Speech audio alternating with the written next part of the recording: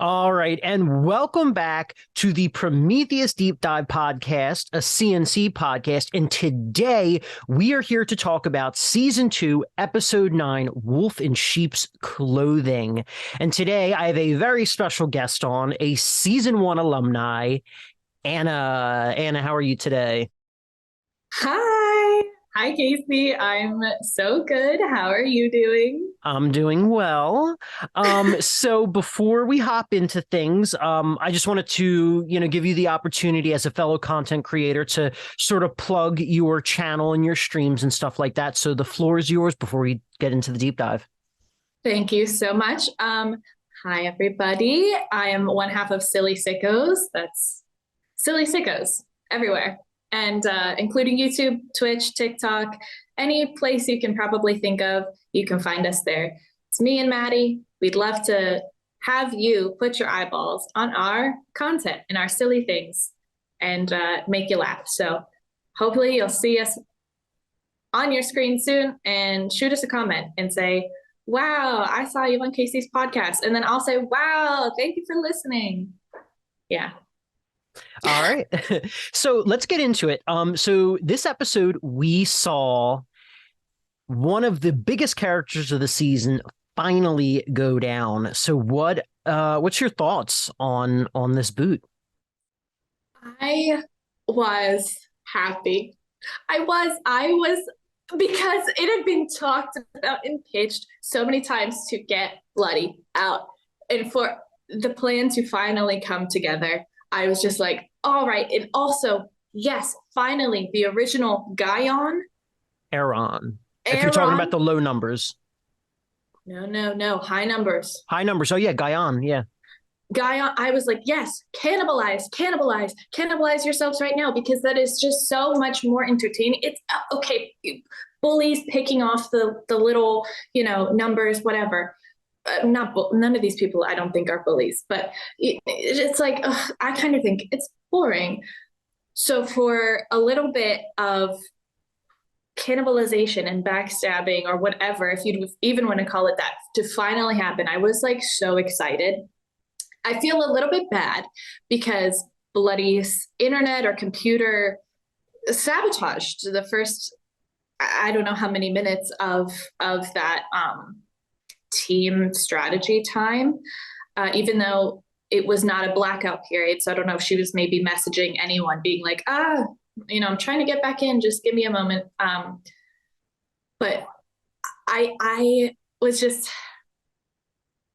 and I'm always going to root for the underdogs. So I was like, please, not Jocelyn. Like, she's the last one. I also adore basically this whole cast.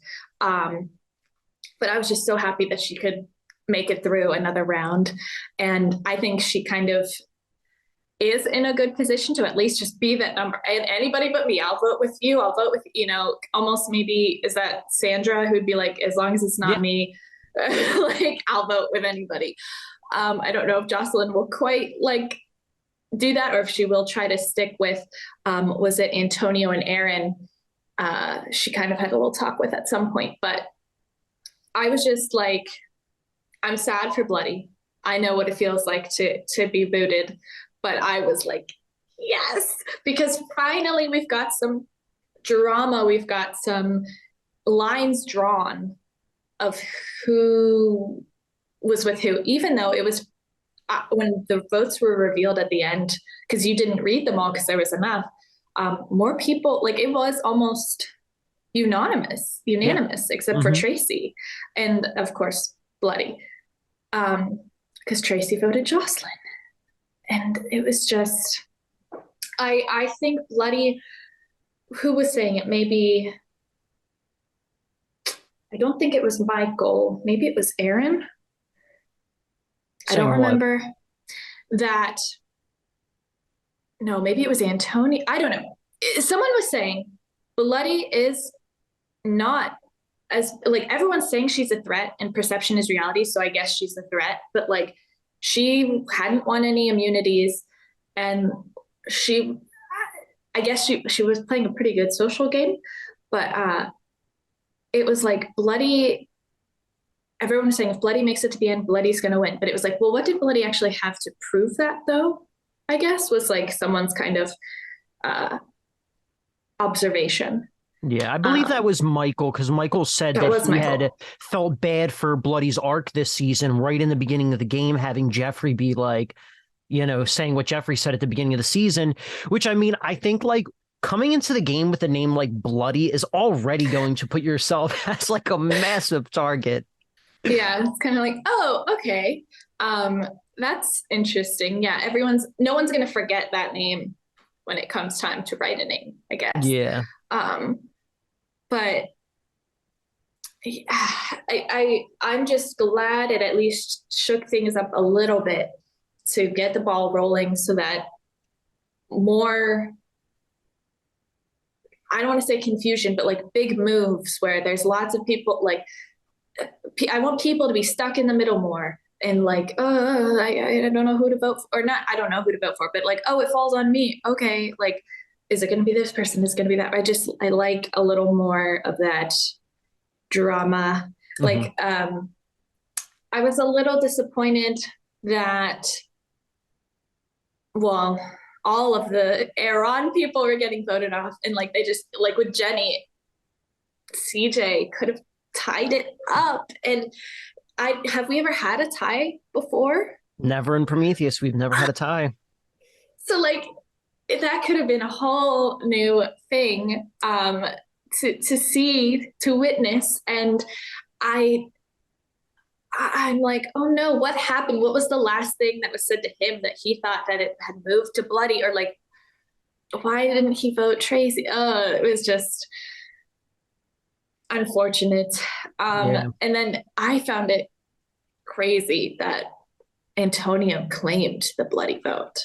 Oh my God, I know. So this is something that it's in my notes here. I definitely wanted to get to it in the conversation for this podcast. Yeah. And it's something that I said to a couple people, especially even Michael, who's on not Michael the player, but Michael on senior production for Prometheus. Yes.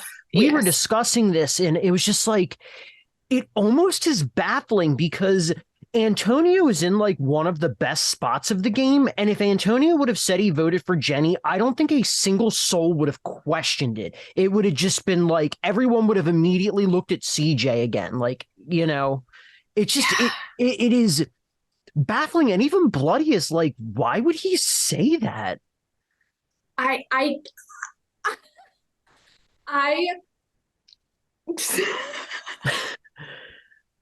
can't believe that he would claim it and that CJ's also like okay with him claiming it. Yeah. Because CJ's the one who did it. And Antonio voted Tracy. Like, so Antonio just wanted the heat off of him with Tracy, but then to like fess up to Bloody, like, hey, I put your name down. I thought his cover, I don't know how long he thought about it before he was like, oh, that was me. Like, I claimed it, because I was like, wow, what a great lie to come up with. That he was like, I was just trying to like suss out whether they were serious. Like, I just threw it on you. Sorry, because I didn't believe that they were going to go for trade, you know, whatever. Mm-hmm. Whatever little deception he came up with, I was like, wow, I would not have been able to think on my feet like that if I claimed it. And then it was like, oh, I'm going to tell her. Yeah. Oh, why? I would have been like, I don't know. Like, so I was just, I couldn't believe he did that. And he is, I mean, he's still, I don't know if are we, I don't know where we are, but I mean, we're free to talk about whatever. But I will say before we do continue on, I just want to like go back to the temple a little bit and talk about Bloody. So two things. One, you and Bloody actually share the same placement. I figured that's why you asked me to come on this episode. Mm-hmm. Yeah. The original plan was to have David, Joe, and then you all mimic your placements and have the podcast with each of you guys. So there is that little interesting tidbit. You and Bloody share the same placement. In addition to that, It was very interesting and almost like out of character and kind of mean that, like, for Bloody's final thoughts, she was just like, I appreciate everyone here, but you, Except you, Jocelyn. Jocelyn. Like, what? Yeah, I think I screamed. I think I screamed because I was like, I think I went, what? In Jocelyn's face? Jocelyn just going. Oh my gosh. That caught me off guard. And then even again, she kind of reiterated, like, yeah, I love you all. Bye. I almost expected her to say, except you, Jocelyn, again. But yeah, I was like, why did you do that? Yeah, I mean, she's on the jury, so I guess in the reality of it, it doesn't matter what she says to people who are still in the game. But it's just like really weird. Like I would have never expected Bloody to say that. I do feel bad for Jocelyn. I feel like Jocelyn 100% is the underdog. Jocelyn is very much getting just like beat down. So I mean, if Jocelyn makes it to the end, that could be a really great story. For But sure. we'll have to see. But yeah, I feel bad for Jocelyn. Just one by one, she's losing every single, she lost every single person and now gets that little tidbit thrown out there. Does it help her game or hurt her game that Bloody said that? Oh gosh. I mean, I hope it somehow helps, but it was so what in the world? I know. I mean, I'm glad that at least Jocelyn at some point, it might not have been, this cycle in episode 9 because it was shown in black and white. So it might have been from a cycle of episode 8 that she was kind of trying to connect with Antonio and Aaron, and that at least Aaron was very open to that idea, as she said in this episode. But Jocelyn, and she's taking the, oh, well, your name is out there like a champ. Like every time, if it was like, well, we all know that we could just easily vote Jocelyn out, so we'll just put that on like the docket, like just maybe, like it'd be like, well, geez, Louise, come on, like. So she's at least like, I don't know, having a really great attitude about always having her name out there. Absolutely. And I think also, like, I don't think I actually officially said it on the last podcast. So if I didn't, I would like to reiterate. I actually think Jocelyn last round, her really trying to take control and trying to get Tracy out of the time was a fantastic move. And in the position that she's in, she's doing everything she can, and I greatly appreciate that, and I respect that from one player to another. And we kind of see it in this round too, where like Tracy just flat out, like, Tracy says what she says. She's a straight shooter, and there is something very much to respect about that type of gameplay. So I think Jocelyn knows that there's very much the possibility she's getting votes, as we did see she got one vote from Tracy. So she tried to throw CJ out, and I don't blame her for that. And I don't blame her either. And another, like, she threw his name out, but I'm like, no, she didn't. All she said is, here's some information that I have heard. Do with it what you will.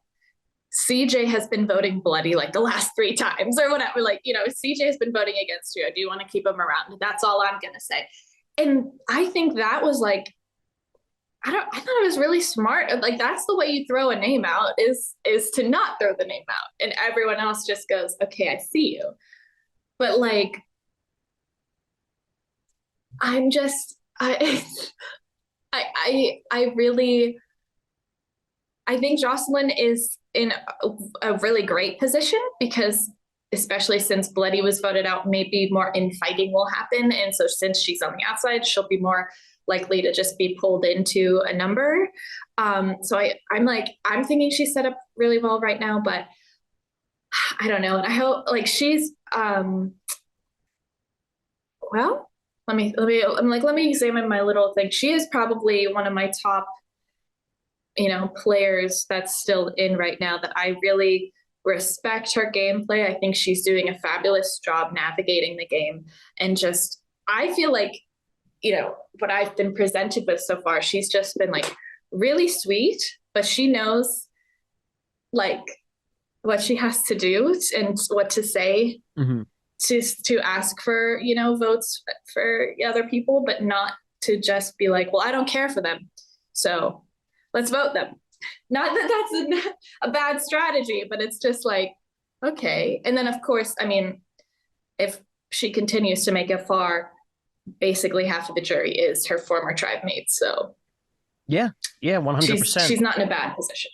Yeah, I mean, that could which we're always going to do a final three. I'll just straight up say that. So like in a final three situation, when you have 10 people, it means you have 7 jurors. So if she makes it to the end, odds are she's got a lock of 3 votes. All she needs is 1 to gain majority or have the votes be split between the other finalists, Exactly. So, yeah, something to definitely think about.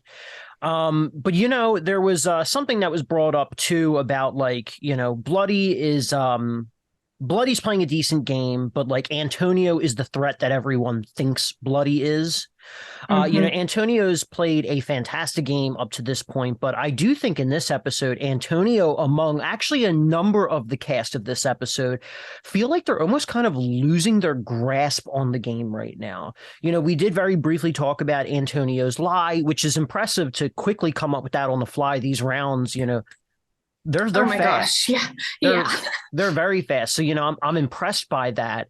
But I feel like he's definitely starting to lose his grasp. And even he says, he's got to pretty much win out. But people still really like him. I really like Antonio because even though he's almost maybe like the Joe where it was like, oh, some people call me a challenge beast, but like, I'm really not. And then it's like, oh no, you really are. You're like winning all these challenges. So he's definitely a huge threat. I wrote like kind of just one-line little notes for myself that I'm like, he's in a very good, bad spot. I'm just really happy he made the move to get Bloody out, even though he's like, oh no, she was my shield. I'm not going to have a shield. I'm like, we'll get her out of it. F the shield, screw the shield. Like, just focus, because if you keep the shield around long enough, perception is reality. They'll vote for Bloody because they think that she, got there or whatever. That was exactly what happened in season 1. Yes. So, like, I was very happy that even Michael and Antonio, I feel like they're kind of, I feel like, okay, they're the ones who are kind of, I don't want to say controlling the game, but I think Antonio visibly has a lot of pull and power. And then Michael, under the radar, oh my gosh, I feel like he has like a ton of power, at least right now. And when Bloody said, we all know who's running this, I was like, I don't know who she means. Like, I wasn't sure who she meant. And I'm very curious, like, did she mean Antonio? Did she mean Michael? Did she mean Tracy? Because no way she meant Tracy. Tracy voted Jocelyn, which shows that she's not, controlling it at all. I'm like, okay, I guess she was calling out Antonio and or Michael, but that's like,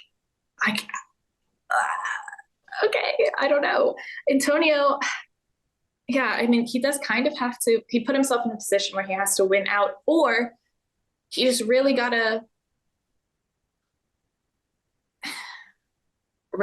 trust, I don't know, like that Aaron and Jocelyn will align with him and not get him out. I think that I'm a little bit worried for him, but I really like Antonio a lot. And I also like a lot of his confessionals. This is like totally not about him. A lot of his confessionals, he has his rainbow flag on the wall, and just the angle that he records the confessionals at, I like didn't realize it was a flag because the lines on it are like wavy. I thought it was some other like rainbow art piece. And then I was like, I'm so silly. I'm so dumb. That's just the flag at an angle. Like, but I was always like, wow, look at that rainbow thing next to Antonio. But yeah, I don't know if I want to keep jumping down. So well, let's talk about we briefly started to touch upon Michael there for a second. Yes. I think, in my opinion, this was definitely like Michael's episode. Michael shows a lot of clarity. Michael shows that he's actually, in a lot of ways, in a really good spot. We see his strategy. And while it was talked about in just a number of like just one-off lines the past few episodes, Michael finally says to CJ and Aaron, like, let's be the three. Let's be the three that gets together, because the jury does not treat us seriously, which is something we'll also jump back to. We'll talk about the segment of the both stick segment at the end of this. But Michael finally says that, and they're starting to come up with these plans. So I totally respect Michael's game. And I think Michael, of the three, Michael might be in the best spot, but then also along the same line, so is Aaron, because Aaron's got those three, but then Aaron has the Jocelyn Antonio three. And it's like, who really is in the better spot right now? But yeah, so kind of what are your thoughts on Michael or Aaron or CJ and just that three in general? Yeah. So, okay. Michael, all I have is devious. I am like, well, one, kind of the first half of the, episodes since Aaron was getting sent to the temple, we saw a lot more of their team time, which like, that's what happens. So I felt like I didn't know Michael very well. And over in this post-merge game, I've gotten to see him a little bit more. And yeah, especially this episode, I was like, okay, I'm seeing who Michael is and what his plan is. And he is reminding me of Kyle a little bit, but I think that's just because he is being underestimated and like under the radar still kind of. But whereas like Kyle was a snake and he was not aligned with anybody, and he was like a rogue player basically. And I still voted for him in the end to win.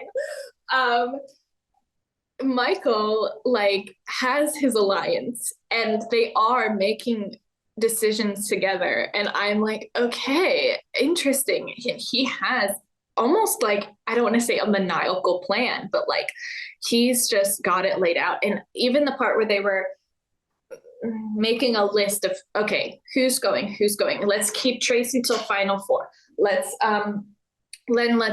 Antonio as soon as possible. As soon as he doesn't have immunity, let's get Antonio. I was like, wow, this is what I wish I could have done last season. But I was just like, wow, okay. And then Aaron the whole time sitting there going, this is all great, but I also got these two over here.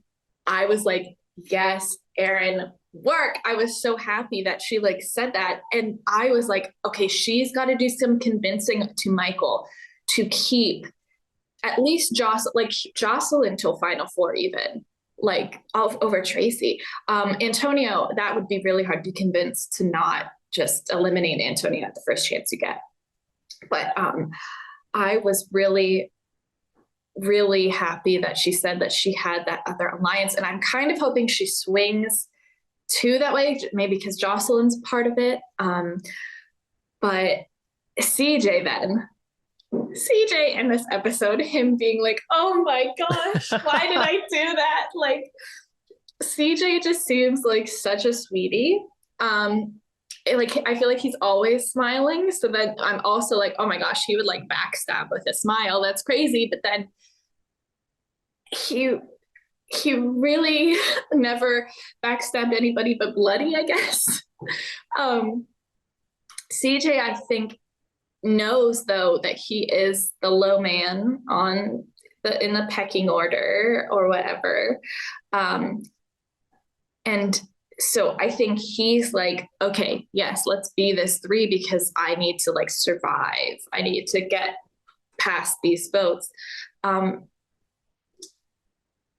I could see CJ being another like easy out. Like I could see next round it'd be like, oh, well, CJ or Jocelyn again. Like I could see him becoming like Jocelyn, where like, well, his name's always on the chopping block, which is not fun. But if he has Aaron and Michael to like protect him, I don't know if he would really, it might take a few tries before that actually that CJ could get sacrificed. But I said yes, I said CJ, because I'm just like, oh no, I think he is gonna kind of maybe fall down that, I don't want to say Jocelyn path, but and then Aaron, I said good duo of trio alliance. She can work, she can flip, she could really have a lot of power open up, which I find so funny because was it Louise that was like in the sticks? That was like, if Aaron is there, I'm not voting for her. Or was it Jenny maybe even? That was like, both. I think Jenny brought it. Well, we can move on to if you're finished with Aaron, we could move on to the sticks. But yeah, it actually interesting. It was, I believe, Jenny who said those words first, but Louise agreed that like, if Aaron makes it to the end, she was nothing but dragged there. I won't ever vote for her.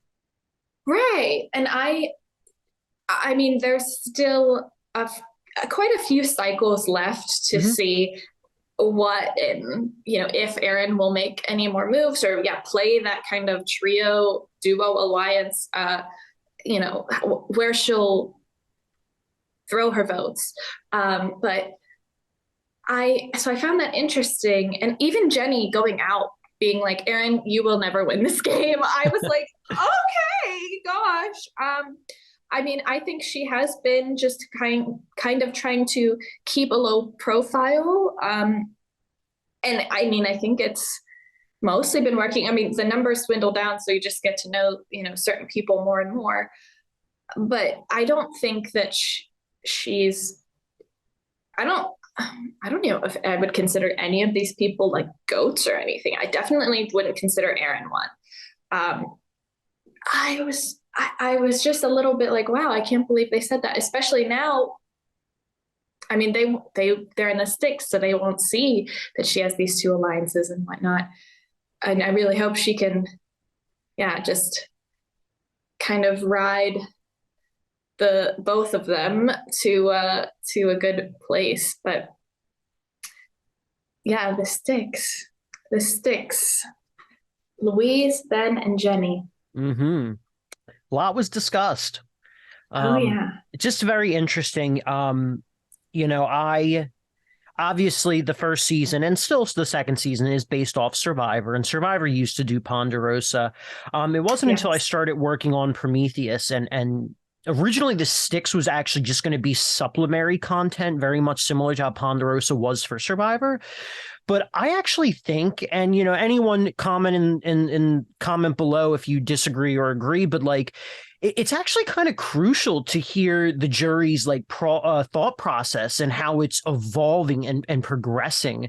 And so we definitely get that from Louise being by herself, then being with Ben, and then Jenny joining. We have a lot, and we get to actually see what their perception of the game is. And even if that perception's false, it doesn't matter, because to them that is their reality, and that's going to be how they decide to vote in the end. So it's very important to hear that. So what did you think about these two stick segments? Well, I was just happy. So it started off at first with Ben's elimination or joining the sticks. And at first I was like, wait, Casey, what's going on? Because Jenny was just eliminated. So like, why are we only seeing Ben now? And then I was very happy that later we kind of got like that middle stick segment and where it was after Jenny's elimination. I was like, okay, cool. Now we're like caught up kind of. Jenny was pretty fired up. And so were Ben and Louise still. And I was very angry and bitter juror. And that's why I couldn't bring myself to vote for Lauren. But I don't know. There was a lot. Yeah. Out of curiosity, though, even though it's about season one, so wait, with hindsight, would you have voted differently? Um, yeah, I guess because so like I didn't realize that Kyle was rogue. I'll use again. Like I did not realize that at all. And was I don't know if I should say anti Lauren, but I feel like I was the person that on my way out, I was like, why are we like, I had thrown out Lauren's name and that's why I got eliminated. So I was like, you guys, hello, wake up. Lauren's going to win. Um, Lauren, yeah, I was just like, she's been the ringleader the whole time. So I was like, I'm not going to vote for her. And like, I still don't think I would change my vote, but maybe I would to Lauren. I don't know, because she did play a really, really good game. But the thing, like, it's a mini.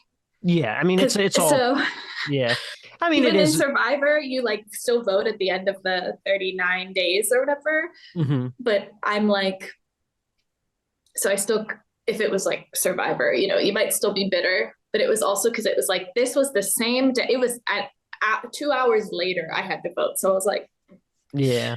But yeah. but yeah, I mean, it's just sorry about that tangent for anyone's listening, but it was just interesting hearing that. Just kind of wanted to go back for a second. But you know, one last thing before we move on to the Ember Awards. So it's very interesting, especially when we were talking about you and like how, you know, because by the time we got to the episode that you had gotten booted, you know, some of your teammates already flipped on Joe, and that's why Joe was eliminated.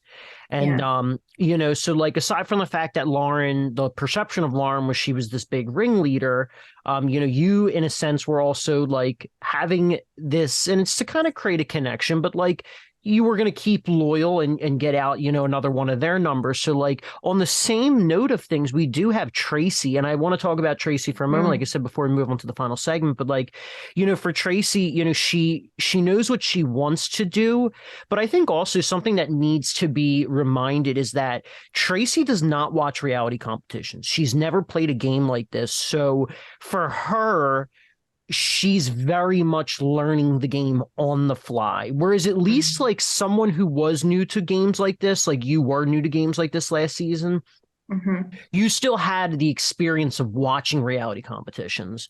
So like, I don't fault Tracy's game at all. I don't. Just something I wanted to definitely throw out there. Yeah, I mean, we have been seeing, like, I have seen, you know, Tracy's confessionals with the episodes, but I want it's to me, it seems like she isn't in any alliances, but that she is just trying to vote with like old tribal lines, which is a fine strategy. And then she is very vocal, just upfront with where her vote is going. Which I'm all for, like, I don't know, being honest. So I commend Tracy for not for coming into this and not having any kind of point of reference. I just don't know. I don't see, I guess maybe, you know, that CJ, Michael, Aaron, or especially Michael was like, let's keep her to Final Four, but it didn't seem like he wanted to loop her in to that Final Four. You know, it didn't seem like he was going to be like, hey, Tracy, actually, we got you till Final Four, boo. Like, it just seemed like it was the Final Three, and they were like, oh yeah, we'll just keep like, I don't see her like alliances or support. So I'm always like, I'm not always like, I'm wondering where she feels, or like she even said in her confessional, I'm starting to see the pecking order. And I'm like, well, and where do you see yourself fall in there, Tracy? Because I'm not sure. Yeah. And I know she was the elder, so she kind of had you know, a position of power, but really just a position of like immunity for that first half as well. Like no one ever cooed her like the other team did to Jocelyn. Yeah, it is very interesting though. Like something else with that is that you know, which I don't agree with, but Ben says during one of the stick segments, like, I really respect Jocelyn's game because she did, A, B, C, and D, but then Tracy was just there. And the thing is I wholly disagree with the fact that Tracy was just there and immune. Antonio even says a couple episodes ago that, like, Tracy does have a voice, and because she's very social and because she has a presence, it kind of can direct the flow of things. And she said very early on, like, the first group that they first person they had to boot from their team was Maddie, and she very specifically says, like, even though she has no vote, like, I think we should get rid of Maddie because of reasons A, B, C, and D. She's got a very old school train of thought for these for these types of games, but her presence is very much still there. Yeah. Or, like, I mean, she has a great energy and charisma. Like, she's just very like upfront. Like, she doesn't try to, maybe, I don't know if I shall say, nuance it like Jocelyn did, where she was like, maybe, someone gave me this information. She, like, that was Jocelyn's approach. And then Tracy would be like, okay, here's what I'm thinking. Like, she is just like, boom. And she seems excited still about every round. Like, maybe that's not the right word, but she's always like, we'll see where this goes. Haha. And I'm just like, oh, Tracy. Yeah, she's got a good look on everything. Yeah. So we didn't talk about the challenge. I was actually just about to say, did you have any thoughts about the challenge before we move on to the Ember Award? I liked this challenge. I didn't do this challenge last year. Like, yeah. Why did they have to blindfold themselves at first? Just to buy time, kind of? Like, they couldn't take it off. I mean, just like, when we did test demonstrations of this, it just kind of added a little bit more difficulty to it. Most people were able to get their blindfolds off pretty quickly, but we actually did see that. So the whole challenge was about 4 minutes long, right?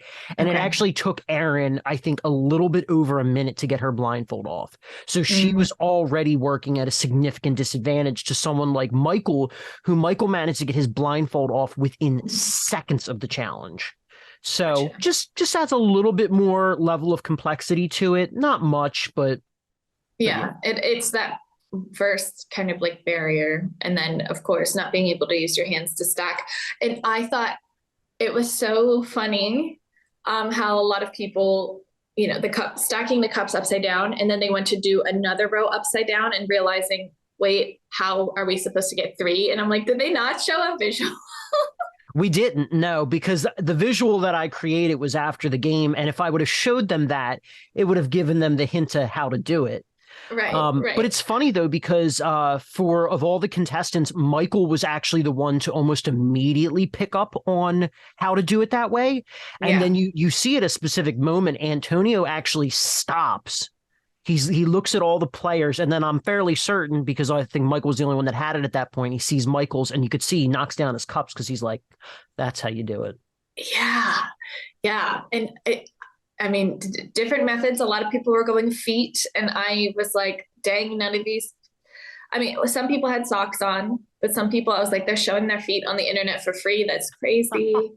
And then Antonio, was kind of going at it with like his teeth. And if it was me, I maybe would have done teeth. I don't even know. Like, I probably would have just started sweating, and I probably wouldn't have finished. Cause like Joe probably would have just snapped his fingers behind his back, and they would have like, but I thought it was a very fun challenge. I liked the no arms. I was like, oh, that's why it's called this, because they can't use their arms. That's fun. But maybe it was Antonio and then probably Michael, that they were pretty neck and neck almost, especially towards the end. And maybe was it Jocelyn as well? Jocelyn and Bloody, yeah. Bloody as well. Yeah. Okay. I mean, I think Michael was definitely doing the best in the beginning, but as the challenge went on, like, I think Antonio was struggling towards the end, but Jocelyn and Bloody were actually very quickly picking up ground. Gotcha. But we see a couple times right at the end, they knock one cup off, and then it's like, well, they have to finish that cup to actually go on to finish the next section. So yeah, but yeah. I thought it was a nice, fun challenge. Okay. So moving on to our final segment, we have the Ember Awards. So for those who don't know, the Ember Awards is essentially like the MVP of the episode. I give out one award and my co-host gives out one award. And really, you know, everyone has their own criteria as to what dictates, you know, the Ember Award recipient. But as always, we give our co-host the first chance to give out an award. So who do you think deserves the Ember Award for this episode? Well,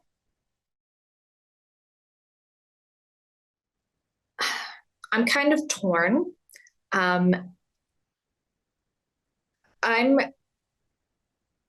hmm,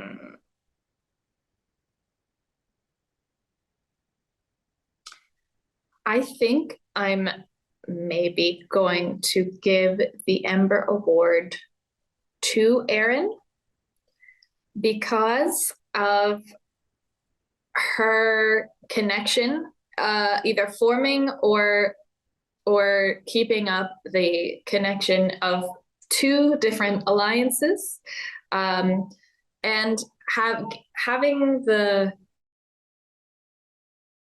guts, I don't know if she had any, well, maybe I shouldn't say this if I'm giving her the award, because I was like, I don't know if she had any, like, if she told Antonio and Jocelyn, like, oh, you know, it's Bloody or what, but just the fact that she had a part in voting out Bloody, which was like the biggest player, and at least one of the alliances had something to do with it. And I think just setting herself up in a good position with both of those alliances, I'm going to give it to Erin. And for being a part of that move, I don't know. That's what I'll say. Okay. So for me, I actually had two names written down. I was definitely leaning towards one player. And as we were talking about like 20 minutes ago, I actually erased the other name on my whiteboard. So okay. I have the Ember Award for me is going to go to Michael. Definitely honorable mention to Erin for pretty much everything you just said. Erin is in a now final final six. Final six. She's pretty much connected to everybody. She's in good standings with everybody. But as for Michael, I think with Michael, the breadcrumbs might have already been out there, but Michael kind of like organized them into this like, here's the way to the end. I think the three of us need to stick together, and I think we need to decide a pecking order. And for that move, that is why I think I'm pushing Michael up to receive the Ember Award, both of which had fantastic episodes between Erin and Michael. But yes, so on that note, do you have any final thoughts before we conclude the podcast? I mean, I'm very excited to see the rest of the season. If there's 6 people left, is there like 3 episodes and then a finale? So we actually only have 2 episodes left and then the reunion show. Okay. Well, I'm very excited to see how the rest of it plays out. I'm hoping a lot of moves will be made. I hope the drama continues and there's more backstabbing and I was gonna say hopefully no tears though. I think I the only one to cry? Yeah. Yeah. Hopefully like no one cries. Just because it's all a game. It's okay. And I'm very excited to see where everyone's gonna go from here. And this is just such a fun and spectacular cast. There's a lot of different people, a lot of different ways they're playing, and I think it's going to be very fun. Yeah, follow Silly SICKOS everywhere. Link will definitely be in the description. But yes, fantastic cast. And then also on the crying bit, though, there was a moment after the temple ended where Bloody's camera was off, and she does actually say that she was crying. and then she turns her camera on like 15 seconds later. I don't know if she really was, or if she was just kind of being like, colorful, like, but I mean, to our knowledge, you were the only one that cried, but it's what makes you so endearing, and makes, people love you. But yes, on that note, thank you everyone for tuning in. Thank you, Anna, for coming on the podcast. I greatly appreciate it. And thank you for having me. Yes, absolutely. And on that note, everyone, don't forget to like, comment, and subscribe and share. But we'll see you on the next one. Bye. Bye-bye.